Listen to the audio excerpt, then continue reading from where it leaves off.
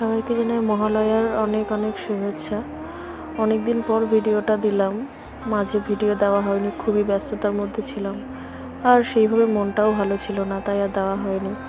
সকালে উঠেছি 5টা নাগাদ, তো 5টা নাগাদ মহালয়া শুনতে শুনতে ঘরের কাজ সেরে বেরিয়ে পড়লাম ডিউটিতে। তারপর বাসে করে নেমেছি, বাস থেকে নেমেছি, নেমে হাঁটতে হাঁটতে যাচ্ছি। তো যেমনটা বলছিল ঠিক তেমনটাই হচ্ছে, যে বৃষ্টি হওয়ার কথা ছিল আজ মহালয়ার দিন, বৃষ্টি হচ্ছে। জানি না পুজোর দিনগুলোতেও বৃষ্টি হবে কিনা। যদিও বা পুজোতে অন্য বছরের মতন এবছর কোনো আনন্দ বা কোনো কিছুই নেই, এখনও কিছু কেনাকাটা কিছুই করিনি, জানি না হবে কিনা। জাস্ট চলছে, পুজো আসছে, মা আসছে, সবার মঙ্গল করুক, ভালো করুক, এটাই চাই, আর কিছুই না।